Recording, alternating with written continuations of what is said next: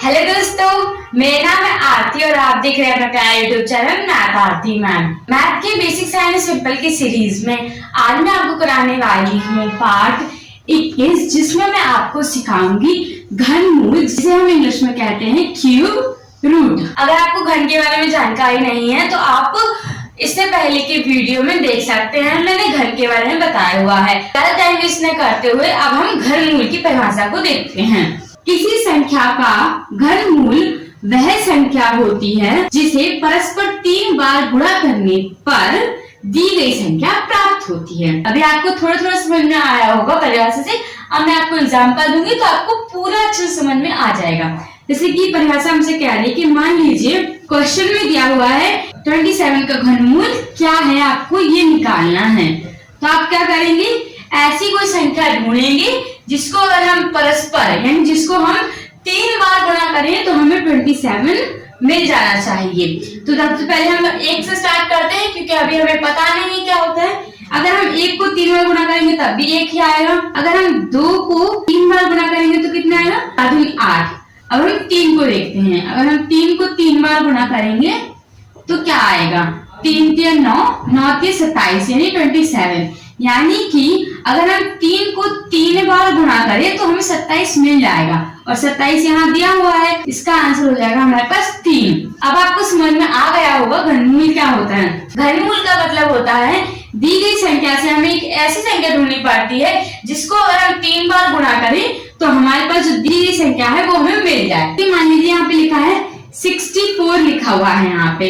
तो आप क्या करेंगे, आपको अब मैंने बता दिया कि 2 का भी नहीं होगा, 3 का भी नहीं होगा, अब हम 4 का लिखेंगे, क्योंकि आपको पता है कि 2 का घनमूल क्या होगा 8, 3 का क्या होगा 27, अभी हमने देखा। अब 4 का घनमूल देखते हैं। 4 4 चौक 16, 16 चौक 64, यानी कि 64 का घनमूल क्या हो जाएगा, 64 के घनमूल हमें मिल जाएगा 4 हो जाएगा 64 का घन। इस थ्योरी से रिलेटेड सिर्फ 2 ही कॉन्सेप्ट है। पहला हमें पढ़ना पड़ता है घन क्या होता है, दूसरा हमें पढ़ना पड़ता है घनमूल क्या होता है।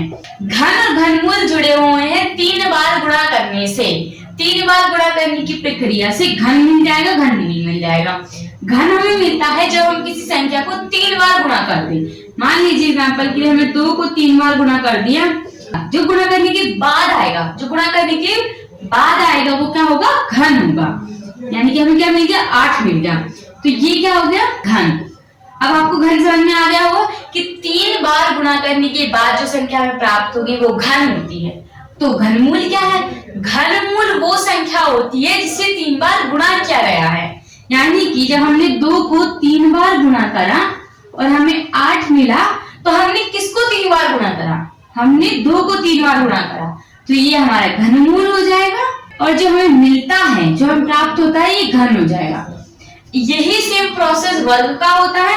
वर्ग में ये होता है कि हमें उसे 2 बार गुणा करना पड़ता है। अगर आपको वर्ग का नहीं पता, वर्गमूल का नहीं पता, तो इससे पिछले वीडियोस में मैंने बताया है कि वर्ग क्या होता है, वर्गमूल क्या होता है। सारा कॉन्सेप्ट मैंने बेसिक से लेकर एडवांस लेवल तक पूरी तरह के वीडियो आपके लिए उपलब्ध कराए हैं। आप उन वीडियोस को देख सकते हैं ये समझने के बाद, क्योंकि घन भी जरूरी है तो वर्ग भी जरूरी है, क्योंकि घन भी आता है तो वर्ग भी एग्जाम में आता रहता है। अगर आपको इस वीडियो में कुछ भी समझ में ना आया हो या कुछ और पूछना है तो आप कमेंट बॉक्स में कमेंट कर सकते हैं, मैं आपको वहां पे रिप्लाई कर दूंगी। उम्मीद है आपको घनमूल समझ में आ गया होगा। घनमूल के साथ आपको घन भी समझ